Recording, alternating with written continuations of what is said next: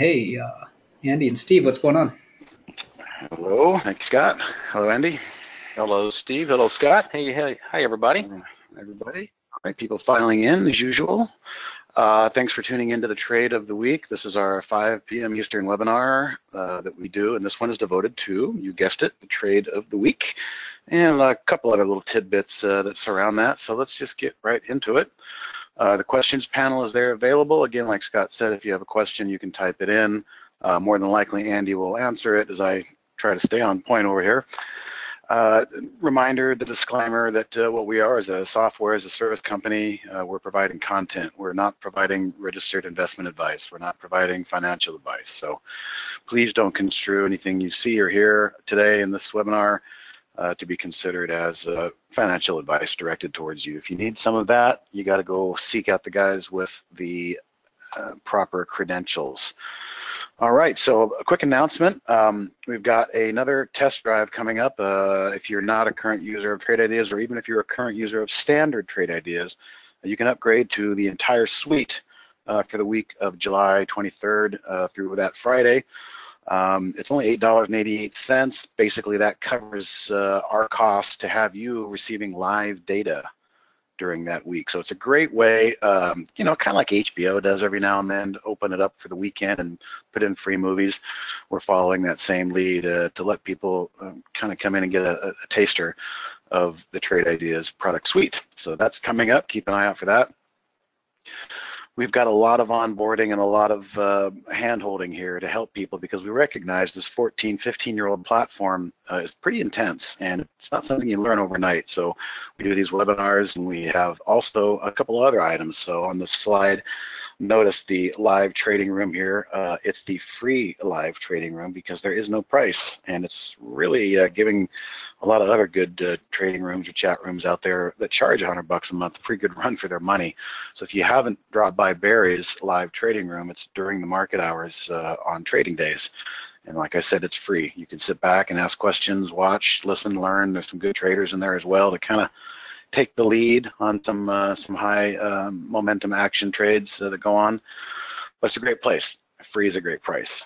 Say no more. The afternoon webinars, like we're doing right now. Yesterday I assisted Jamie in the traders room, and today we have the office hours is where I I assisted Jamie in the office hours yesterday webinar. Today is the trade of the week. Tomorrow's Dan and Brad with some Q&A and a look around the corner as to what's coming down the road for Trade Ideas. And then Thursday, Andy and Jamie round out the 5 o'clock webinars. And then Friday, again, keeping the doors open. We have a 3-hour open technical support Friday session where you can come in using the GoToWebinar tools like we're using right now, screen sharing and the questions. And we go over whatever you guys want. You guys set the agenda on Friday. So if you've got a few ideas and you need some visual assistance, if you can hold out till Friday, that's the best place to come and get a good response on what you're looking for. And then lastly, the TI University, I'll just go to the next page for this. During the market hours, Monday through Thursday, we have created a 4-part course. It starts with beginners on Monday and finishes with the advanced on Thursday. And so this resets and restarts every week. If you're a new user, you can click into the Monday training session to get an invite and start next week if you'd like, because tomorrow we're going to 301 Intermediate. So it makes sense to watch them in order or join them in order. So those are available to you guys as well. Those occur at 12 noon during the market days, Monday through Thursday. Trade Ideas University, because we've got a lot of people now and we're just not able to do one-on-ones anymore. And all of this onboarding and hand-holding and help and concierge is the word I was looking for, pointing people in the right direction for what they want to get out of this software. It's really helped us maintain and grow a really nice user base. So I'm very happy to see that. Of course, the beginning of the AI tool, which we'll talk a bit about today, certainly had something to do with that, but I think the word is slowly getting out of Trade Ideas. And so as always, the theme for my webinar is human and machine. No man is better than a machine, and no machine is better than a human with a machine, which means we are the discretionary human traders, and we have a powerful machine, which is Trade Ideas. And when you use those two together, it's really better than just not having a machine. So that's the theme. Here is, oops, hang on a second. We got to update that. The agenda for today, we'll go over a market recap, and then the trade of we had the Holly recap following that, and then the trade of the week is Lattice Semiconductor, which just triggered. We'll talk about that today. And it's time to pull out one of the alerts that we have in the channel 4, which is the channel where a lot of the scans that we use in our webinars are stored as a library function where you can grab them with the cloud code and use them. But we can't let them get old and stale. So I think it's time to re-optimize one of the alerts, and that's going to be some interesting content going forward. And then, as always, 3 or 4 charts at the end of our session. If somebody has a chart request, go ahead and hold on to that until we request it at the end and see how much time we have. And take a look. It's always nice to know if you're long or short, thinking about getting long, or thinking about getting short. Excuse me, I had to use the cough button there. All right, so let's get right into it. That's our last slide that we're going to start with. So market recap. I'm already sitting here on the S&P daily chart. I spoke a little bit yesterday. I'm sure there's a few people in here that were in Jamie's webinar yesterday, but I'm going to touch on some of the same things.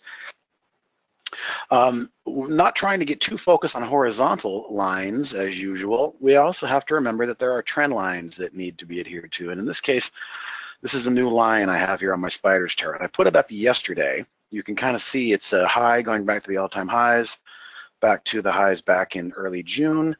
And we actually just took that out. So yesterday, as I drew this, we had kind of a wedge with the 200-day moving average supporting the bottom and this declining minor trend line here supporting the top, creating kind of a pie wedge.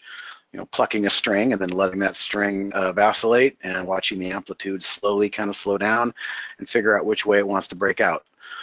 Well, I mentioned yesterday there's really no reason to even discuss being bearish in this tape right now. Markets are putting in higher lows as we speak. But again, back to this minor declining trend line. Yesterday, we kind of closed right at it. Let me do a better job zooming out here. There we go. For the most part, where my arrow is here, yesterday we had a close right at that declining little minor trend line, which is kind of creating the lid of this wedge. But today, well, we managed to pop through it on pretty much normal volume and close above it even more. So I was watching that coming into today. Strong market, even though the volume wasn't that huge, definitely pushed through and closed above that declining wedge. I'm going to keep that in there for another day or two just in case we do reverse. But what I want to highlight next is this blue line. And this blue line is that prior high back here to early March, mid-March. We got close to it back here in mid-June, but we're back in the neighborhood vicinity again. And this is where, the supply of stock is going to start to show up again. Now, we've had 4 good candles, green candles, pushing off of this low base, which is a higher base from down here, so that's good for the bulls. But we've expended a pretty good chunk of energy getting here. And when we get here to our destination, which we're close to here, a lot of times we run out of steam, or the price action runs out of steam. So ideally, there's a little gap here. I wouldn't mind seeing some sort of a pullback and a filling of that gap, and then maybe pushing up in the few days with some renewed vigor, energy built up, potential energy from a consolidation or a pullback, and then push through. Because after expending a lot of energy coming out of this base, I don't know how much is going to be there to push through. Now, I did something else today. For those that are not aware, we are going to have a summit in October, and Brian Shannon was a speaker last year. He's going to come be a speaker this year. We even have a bigger name keynote this year.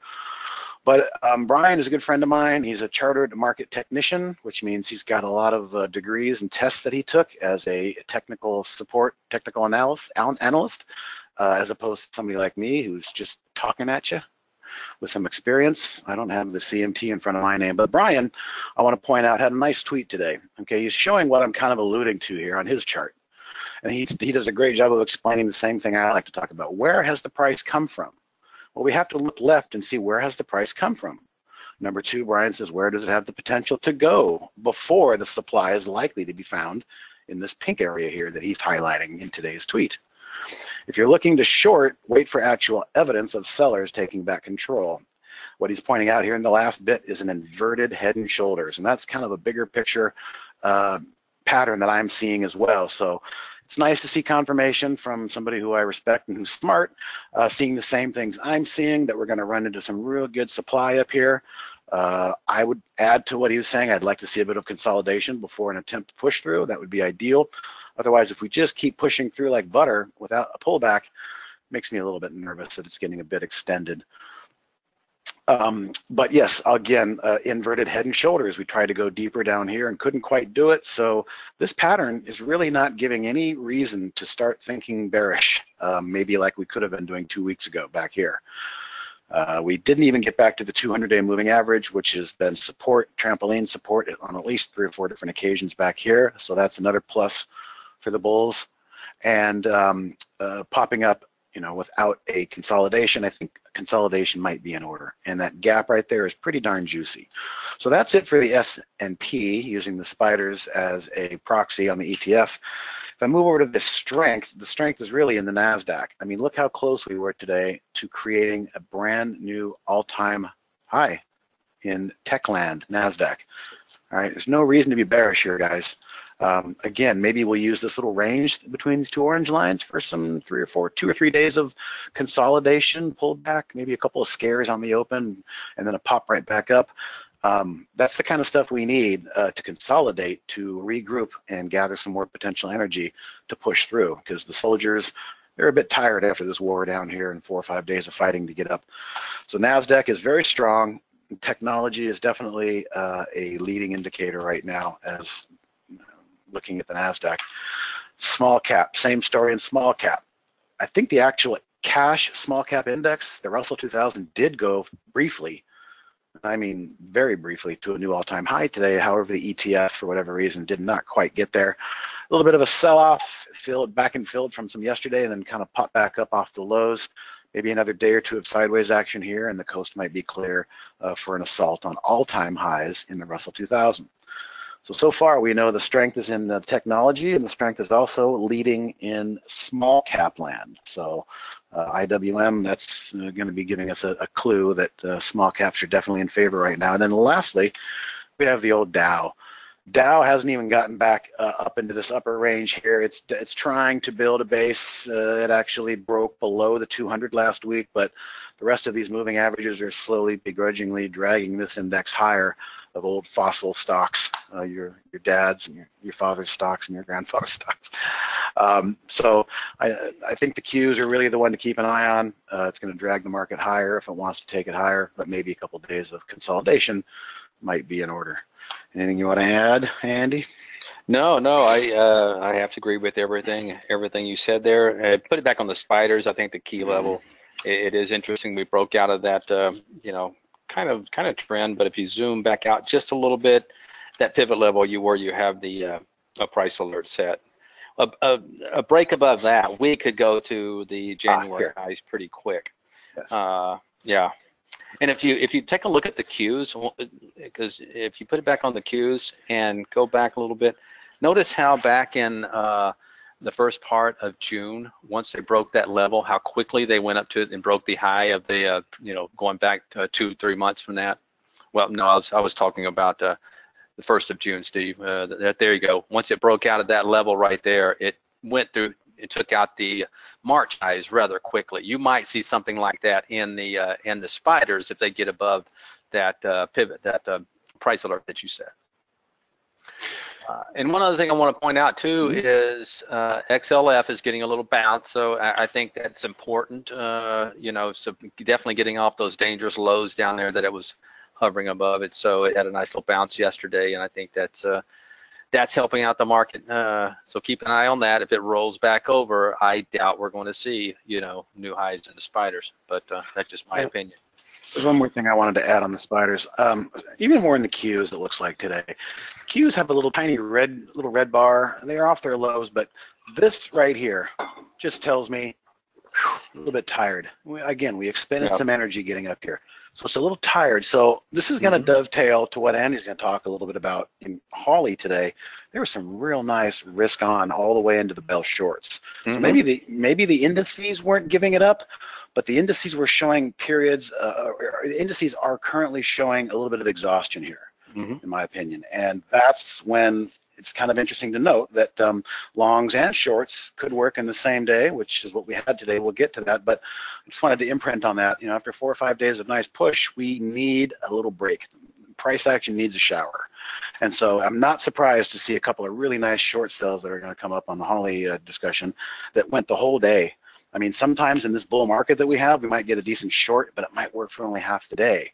And then it turns around and rips back to highs. But when you have a market that's a little tired like this, I wasn't really too surprised to see some nice downside picks by the AI today.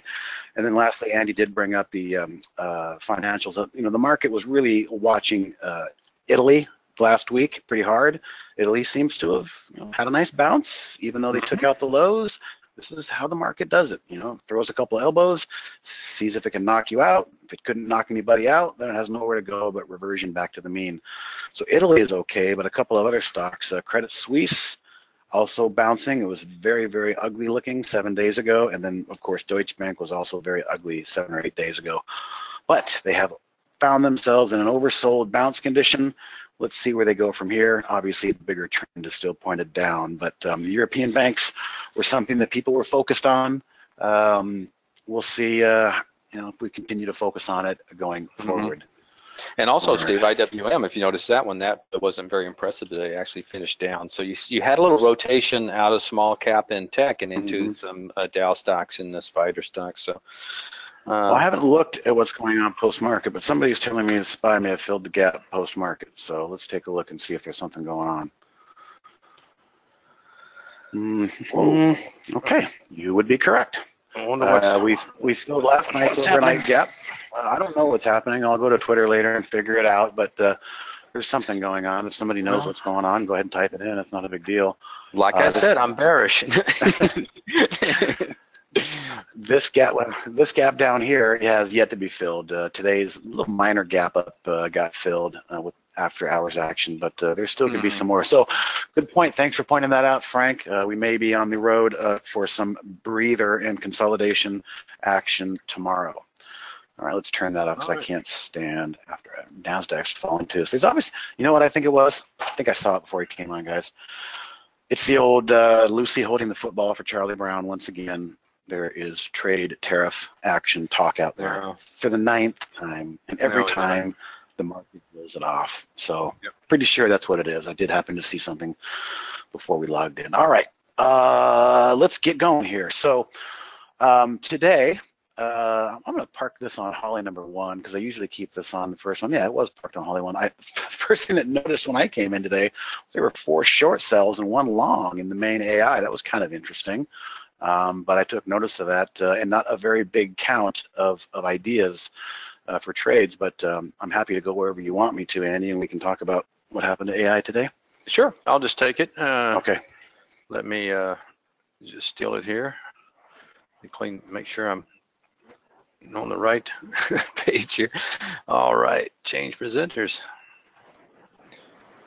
All right, can you see me, Steve? I can see you. All right. All right, looks good. Yeah, guys. So I was impressed with Holly today, and the reason I was impressed is because she had some longs and she had some shorts, and she did both. And I mean, she did well in both arenas. Right now, I have it on Holly 2.0, and if you look here, she had pretty much all longs. Had a few shorts speckled in there, but nothing. The majority of it, I would say 90% of it on the long side. A couple of good trades. I really want to focus on the downward momentum of the day in some of these trades because they were just incredible, and also want to show you maybe some directional bias with, or not directional bias, but how you can glean stuff from Holly just by observing her trades and how well they're doing.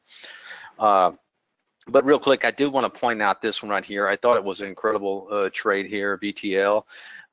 And you can see the stock on the daily chart, just a really nice uptrend. And then right before it took out yesterday's high, we got our trigger. And you can see that Holly got out for 35 cents on a timed exit. And this is what I want you've heard me say this before, because the reason we provide risk on for you guys is for your benefit. So you can keep track. Even when you get out of a trade, you can look down here and kick yourself sometimes because it keeps going in your direction and you may have taken your profits too soon. So what you might want to do, and we talk about selling half, but maybe if you don't sell half, maybe you've been selling half and you're getting better at it and you want to, really improve your P&L. Well, a method you can do, guys, is maybe you see Holly getting out and you're saying, wow, beautiful chart. Look at the relative volume. The volume is strong today. So you've had a nice uptrend, and all of a sudden the volume kicks in and it takes out this high. So you're in a beautiful trade right here. The market is pretty much just vacillating back and forth. So what you can do, guys, is use what's called a bar reversal. So if you're in a trade, a good way to keep yourselves in the trade longer is to tell yourself, I'm not getting out until I get a bar reversal. You can do this on a 5-minute chart. I prefer to do it on a 15-minute chart because it's going to keep you in the trades longer. But here's a prime example of a momentum trade on the daily and the intraday. The volume is there, and where you can, maybe you sell half and you say, I'm not getting out of this second half until I get a bar reversal. And then you look at this, 1, 2, 3, 4, 5, 6, 7, and right there you have your bar reversal. And look, this is what good traders are doing this, and that's why when you finally get that bar reversal, why you had this, plummet down pretty strong there, because you have a lot of traders getting out on this bar reversal. Now it did bounce back, but I wanted to point that out because anytime I see a good example of that, I know it's going to help traders stay in trade longer if they use a technical reason to get out instead of a monetary reason. And what I mean by that, just because you made, you're excited, you made a couple $100 on a trade, wow, can't go broke, taking profits. And that's true, but at the same time, you're never going to get rich taking profits too quick. So try to use a technical reason for getting out of a chart instead of a monetary reason. I promise you that's going to help you become better traders. All right, now let's go back to the classic Holly, which is, I call it classic because it was our first one, Holly Grail. And Steve texted me this morning. I'm glad he did, because I was over on Holly Neo at the time, and he made a comment about, wow, let's put it back on time. Okay, CRC, so 9:30, so 1 hour into the morning, Holly has not made a trade, right? The market is basically, like I said, just up and down, moving up and down, not really doing anything. And then downward dog strategy pops out with the CRC. If you looked over here, you would see downward dog last night had a winning percentage. And when I say last night, the back testing results from last night had a winning percentage of 70% and a profit factor of 2.75, both very strong metrics. And Steve texted me and said, wow, Holly Grail just being patient and then pouncing on a short, and take a look at it here, and just a beautiful trade. A very bullish daily chart, but it tried to take off this morning, put in a little helicopter noise, morning noise. Yeah, noise right there. And then Holly, sees that she's struggling, CRC struggling, going upward. And then as soon as it breaks out of these two lows right here, the downward dog calls a trade. And, once again, I think you may have had a bar reversal right there, barely. I'm not going to check it out. But nonetheless, target was reached on profit target, and then the risk on another 32 cents. But if you look at maximum profit, what you could have made out of this, you're looking at, $2.50 or something like that. There's your big bar reversal in green. Yeah, there you go, right there, boom. But anyway, guys, this is what I wanted to point out. All right, if you're focusing on Holly Grail, and I know, guys, it's difficult to it's kind of like the let's make a deal show. You're not sure what curtain to look behind when the market opens, and we're going to fix that for you coming real soon as far as a dashboard where you can see all trades. But if you're focusing on Holly Grail today, and you should have been tipped really quickly because you would have seen her profits up strong. But look at these downward dogs. All these downward dogs. Just this TDW wasn't all that strong, but still 20 cents. But what I'm saying is, if you're watching the market and you see all these downward dogs. This is right here in the market when these things are going off. All right, we're still close to highs, and yet these downward dogs are all paying nice profits. That is what might tip you off. Even if you're trying to play the long side, be careful, because you're seeing all these trades to the short side really profitable, and thus what happened is I noticed the market rolled over, and they actually went to lows before bouncing again and coming back in here into the middle of its range. But great trade there. I know they caught some of this in the room on this HUYA. Another nice little trade. There's your target, no pain, and bled off pretty good. Looks like a volatile stock there, but some nice gains on that one as well. But the point I want to drive home, guys, is when you see, like Steve was talking about, when you see, Holly making all this money on the short side on a market that's up on the day, you can gather a lot of information from that. It's there was some profits obviously made on the long side as well, because we saw that in Holly 2.0. Holly Neo was performing well, but she tried 2 shorts late in the day that just cost her $1, so she lost all her profits and pretty much flat on Holly Neo. But some really nice looking shorts today, and I know they caught some of that. I know they caught HUYA in the trading room. But that's about it, Steve. If you want to add anything else. Just, what Andy was explaining was kind of a tee up for me. As I was saying, the market was really tired. And when Andy says, when you see all those shorts and all those shorts making money, if you're Mr. Permabull, be careful, because you're going against the grain of what the AI probabilities are showing. So good explanation. Absolutely. All right. Whenever, send it on back. Okay. Red Rover.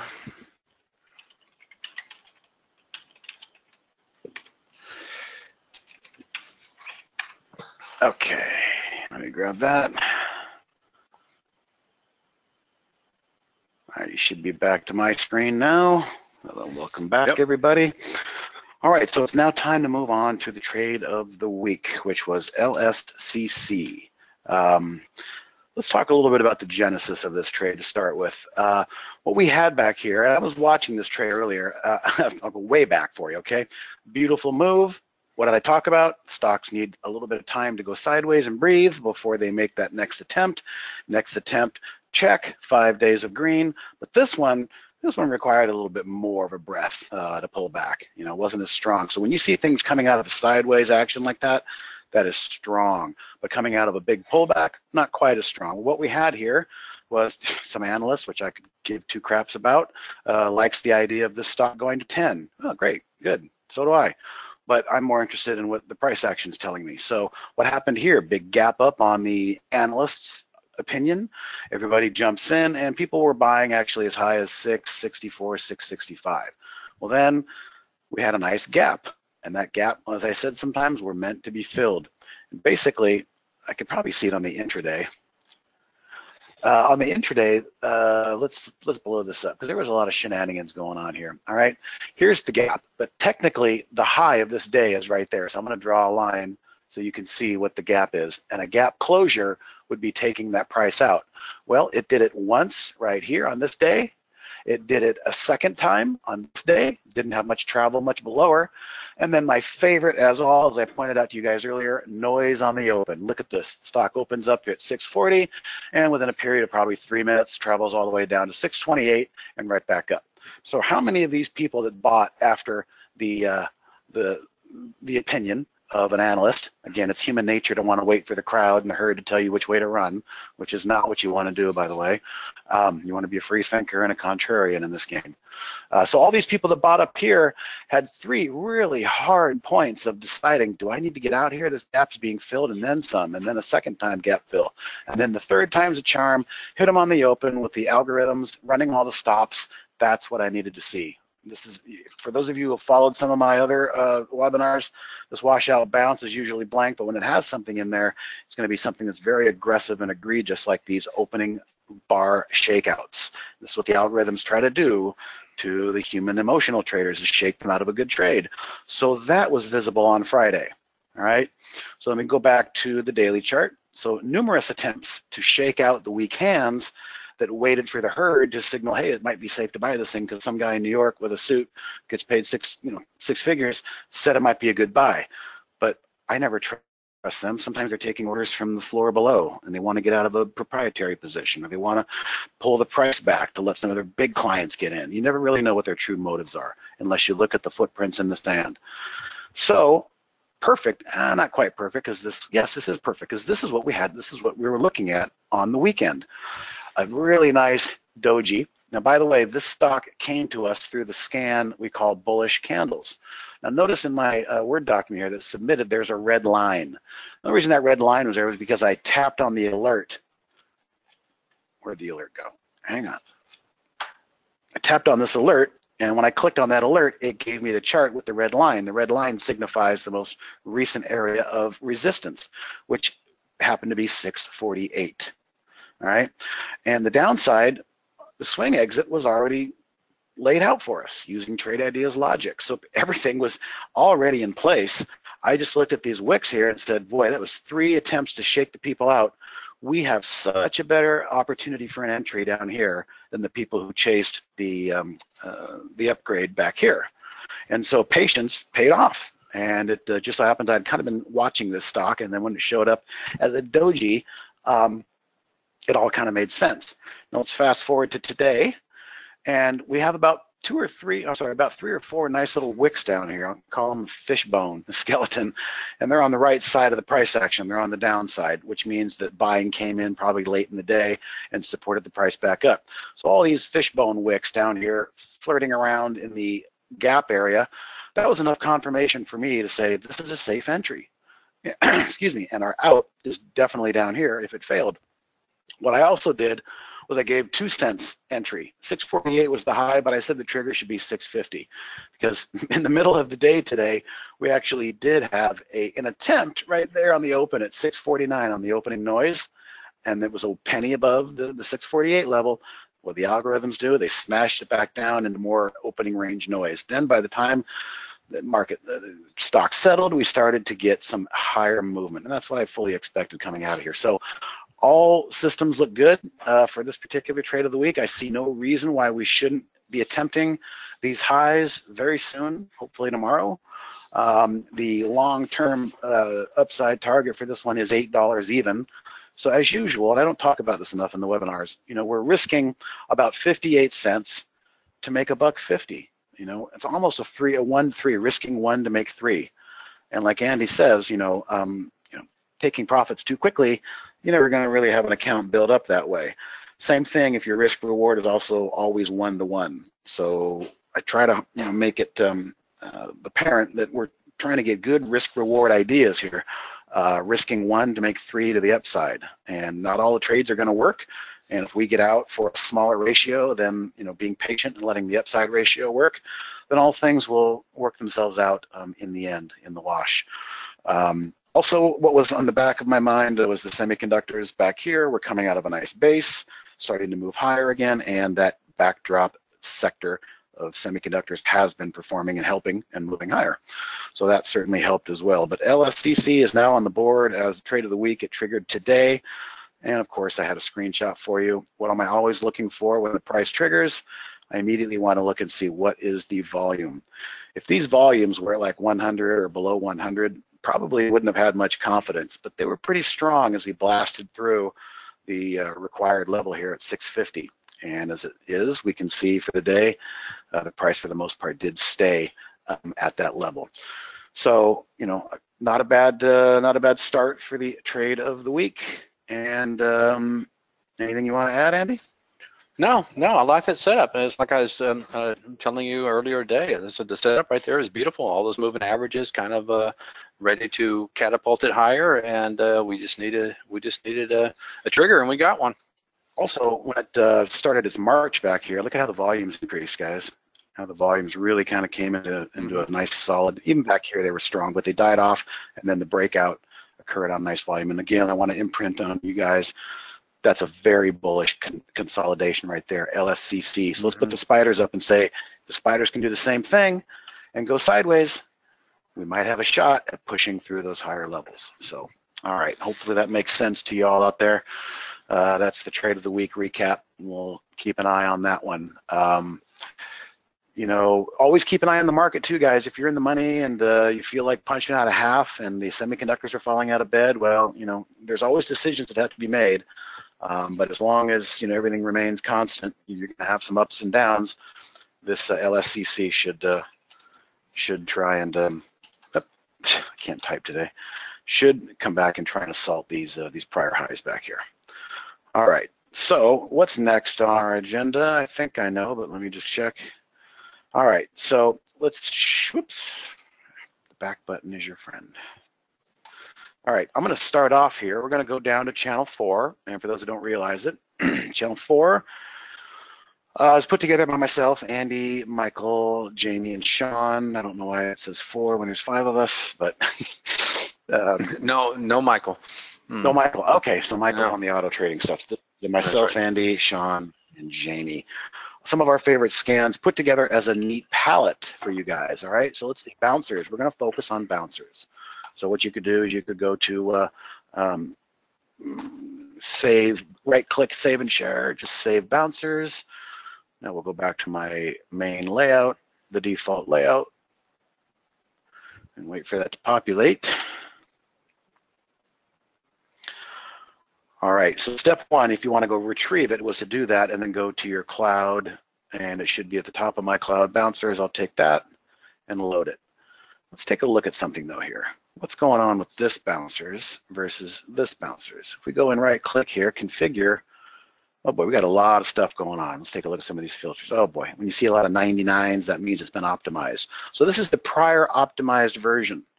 Well, I think we can do better because I started doing some back testing this morning, and what I did on my bouncers copy, if we go back to configure, you can see I've cleaned out a lot of those filters and just started with kind of a base again.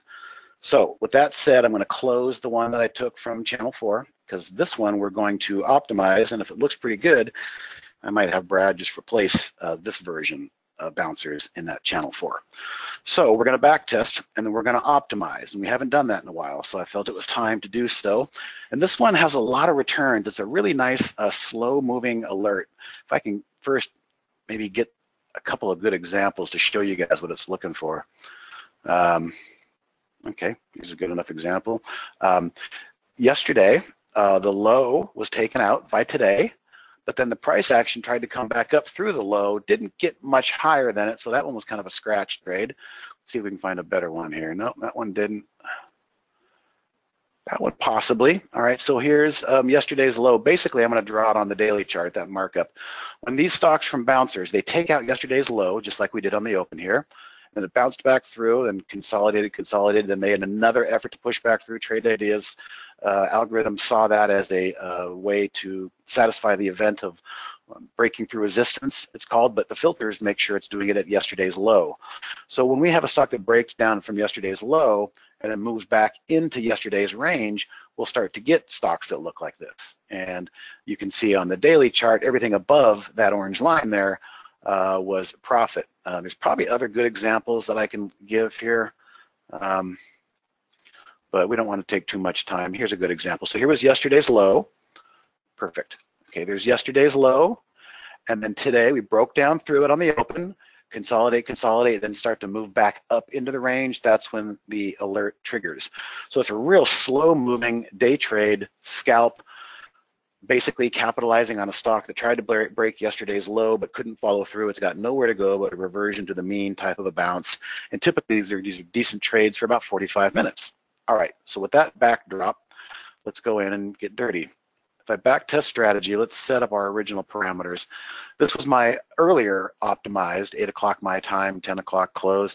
I'm going to open it back up to say 7 o'clock, because I think there's a filter in there that doesn't look at it at least 30 minutes. There's not going to be any events happening within the first 30 minutes of the market, and maybe we'll open up the back end too. So we're going to sample most of the day. Our exit, as I said, is 45 minutes. Risk management, what we were just talking about, risking 1 to make 3, even on the day trade time frame. And that's it. So now let's go ahead and simulate buy. Wow, we even have a couple extra days in here. I'm gonna do like a 35-day try. We'll see what happens. All right, so here's our baseline run, our first run. And boy, Andy, look at the speed of that. That's music to your eyeballs because yes, these things were slow. Now, first glance, we've got way too many returns, 2,200 returns, but the black line, the gross line, is pointing up.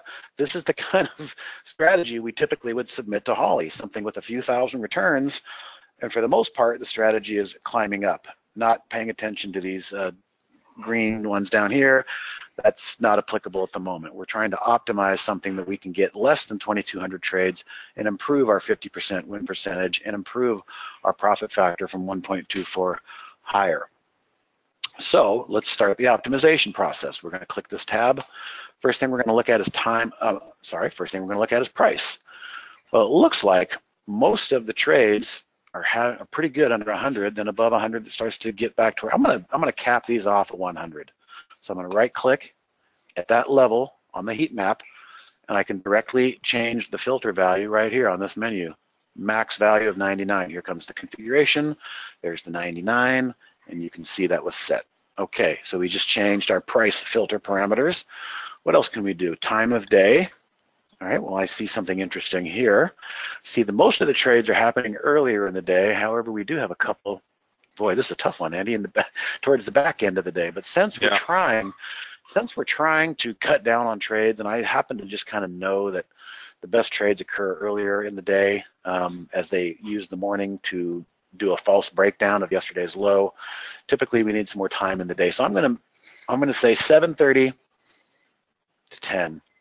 That's going to be the sweet spot. So let's run it again. I made a change to the filter, so I can't click run again button on this. I'll put this back on summary so we can compare. Now I'll go back to back test. And what did I say? 7:30 to 10. 7:30 my time to 10 my time. After 10, we're not accepting any more returns. All right, so those two adjustments, let's see how much we improved our performance on those two adjustments. So we cut the trades in half. Our profit factor went up a little bit, and our trades went from 50% win percentage to 52. So, but the biggest thing was we cut out half the trades. That's what we're trying to do. All right, so now we can do the deeper dive of optimization right here. Optimization, we did price, we did time of day. We're not going to do symbols. I don't feel there's really value in that. But other filters, there are values. So when I click other filters, we go to this drop down now. And we're going to start with, I like to look at distance from VWAP as a good place to start. Always an interesting look. So I'm looking for distance from VWAP. There it is, distance from VWAP percent. So we'll change our heat map to that. And I'm going to change my intervals to 50 cents. And it looks like the majority of the trades are occurring in this middle section here. So we got a good performer there at -1 on the VWAP, all the way up to positive 2.49% above the VWAP. That's going to be my bracket. Right click, minimum value for VWAP is going to be that. It's already entered for me. And maximum, we're going to go up here to 2.49% for the max. All right, so we just optimized based on distance from VWAP when the price triggers. That'll tell us which ones are working better and which ones are working worse. Obviously, being way above the VWAP isn't working very well for these trades, but the majority of the trades here in blue are still occurring at this VWAP level. So we shaved off a little bit there. What else can we do? I also like to look at maybe change in the S&P. Maybe change in the S&P in a 30-minute time frame. Here it is, S&P change, 30-minute time frame. Looks like it's in tenths of a percent. Well, not a whole lot we can do. Actually, we can shave off all these trades down here. So I'm going to say S&P cannot be more than 0.4 down and cannot be more than 0.09 up, it appears. So we'll go to our downside minimum value, set that, and then we'll go to our upside maximum value, and we'll set that. We're just basically using our eyes and the green, dark greens of the heat map to tell us where the fat needs to be cut from this stake. All right, let's do one more optimization, and then I think I probably made my point, or maybe two. Let's do two. I like to do relative volume, and I also want to do maybe average true range. So we'll do two more, and then let's do this actually. Let's take a moment and let's run it again based on what we have. So. Yeah. Don't want to do too much reveal. Back test, our times are still set correctly. We changed a couple filters, S&P 30-minute change and VWAP. Let's go ahead and see what this does to our optimization. Now we're getting somewhere. Let's go back to summary over here. So we went from 1,100 trades to 700. We went from 52% win percentage to 56, and we still are under 2. For those that follow the AI Holly, usually 2 profit factor 2.0 is kind of the cutoff, and about 59.5% is about the cutoff for the win percentage. So we have a little bit more work to do here, and I think I know where we can maybe get some action. So back to optimization, back to other filters, and then like I said, this time I want to use relative volume. In other words, how much volume is the stock doing right now relative to what it normally does this time of day? And our databases go way back. So I'm going to do relative volume of, say, maybe intervals of 1. Let's see what we get here. Ooh, we still get a lot of stuff in there. What about a relative volume of 0.5 interval? All right. A lot of trades in here.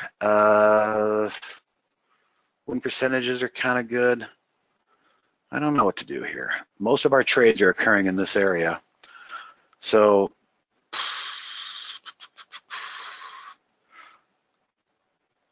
I guess we have to stick with those. So I'm just going to do a max value of relative volume, not to exceed 2.49, because everything above that, we don't have a lot of trades anyway. And then lastly, I like to do maybe average true range. So let's see what we can find there. ATR, average true range. All right, 50 cents. Let's maybe take that down to 25. All right, looks like, boy, we could really keep that average true range small and cut out a lot of trades. I'm going to do that. I'm going to make the average true range a maximum at that value right there, 0.74 cents. All right, so we've done 4 changes. Let's go ahead and do one more run here and see where we are. Again, you see, everybody, how you can easily go down the rabbit hole here and get lost looking for different configurations. All right, now we're in the ballpark. We're down to 271 trades. We're at 58.3. We're almost at 60%, and we just crossed above 2.0 profit factor. And so that is the best version we have now of this particular bouncers iteration. Maybe just for fun, Andy, let's go back and see what the old version looked like. If I load from the cloud, the one that I took from channel 4, and we back test this guy on these older filter sets. Again, I'm doing something that Holly does every single evening. I haven't done this for a couple months, and it needs to be done. So if we back test based on, the prior settings, I'm not going to change anything. I'm just going to go ahead and run that and see what comes up on the prior settings, and hope that we improved. I think we improved it. What do you think? I think so. Yep. I think so. So after we hang up on this webinar today, guys, I'm going to take the current cloud strategy for bouncers. Which is the right one? Oh, I can tell by configuration. I don't think it was this one. Yeah, it's not that one. It's this one. This is the one we're going to keep. Yes. All right, so I'm killing this one, and I'm going to pull this one aside and have Brad add that to the optimized version of bouncers on the channel 4. So hopefully that made sense to you all. I know I went through it kind of quick, but it's a great exercise in seeing the power of backtesting and the tool that actually Holly does use for its foundational analysis, in addition to the open source RPART machine learning artificial intelligence platform that it runs on. All right, so thank you, David. Made sense to David. Now we're towards the end of the webinar. Maybe take 2 or 3 chart requests if somebody was sitting on one. We'll take a look at it and finish up with that content.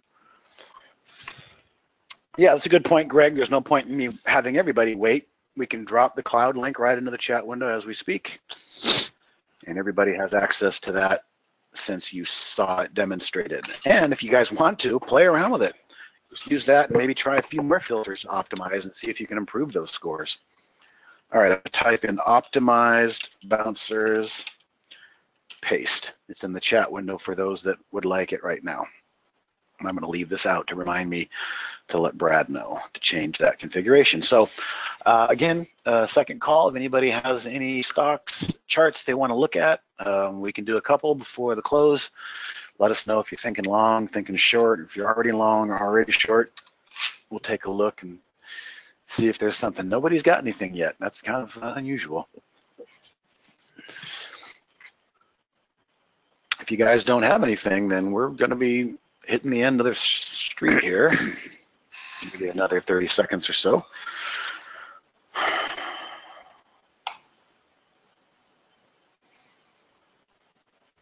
Oh, right, easy crowd tonight. I know. As soon as I start talking and say we're done, somebody's going to chime in. I know it. Well, there's a thank you. You're welcome. Thanks for showing up.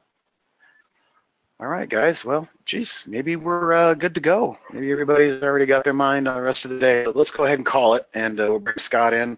I'll put the slides back up, and he can show you guys a couple of interesting points. Yeah, thank you. A couple items on the way out. First of all, let's make sure everyone's got our podcast, that they're subscribed to our podcast.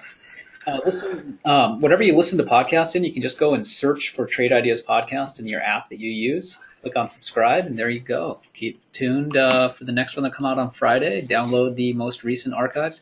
We have a test drive coming up. We do these 4 times a year. Here's your chance to do it this summer, to try Trade Ideas Premium for 5 full days. Just go to trade-ideas.com/test drive and sign up. It costs $8.88, and that's because it covers your exchange fees, because you're getting real-time data. You'll be able to experience Holly the AI and her sister AIs, as well as all of the other premium features. We're going to have special webinars and special attention in the trading room during the live trading day for all the participants. So if you're not yet a Trade Ideas Premium subscriber, check it out. Even standard subscribers can sign up to try the premium. Same kind of thing as the non-subscribers. Just go to that page and pay for your pass, and then you'll be ready to go. It starts on July 23rd all week long. Tell your friends they can sign up for as late as July 25th and still get 5 days. But we recommend going for the full week on the week we're doing it for the special programming and assistance that we will make available. We've also got ebook, very timely for this current trading environment, trade-ideas.com/ebooks, a place to go to get it. Really easy. Just plug in your email address. You get an email to your inbox with a download link, and it's very timely. Both Steve and Andy contributed chapters. Try and guess which ones they contributed. We've got a code for you this week. Alpha in July, all caps, will get you 15% off your first month or year of Trade Ideas. You can also use this code to upgrade from standard to premium. So keep that in mind. If you're ready to do that, upgrade to premium right now, just go for it. If not, sign up for that test drive and see what it's really all about, and then sign up. If you have any questions, email us info@trade-ideas.com. You can follow the guys on Twitter. Jamie's @QuantBot. Steve Gomez is @TodayTrader. We've also got @TradeIdeas. Facebook.com/TradeIdeasPro is the place to follow on Facebook, so you can share everything with your friends. We'll have a recording up later on tonight or tomorrow. Keep an eye out for that email update. Thank you, thank you, Andy and Steve. Yeah, you're welcome. Thanks. All right. Yeah, thanks, everybody. I'll see you Thursday. Later on.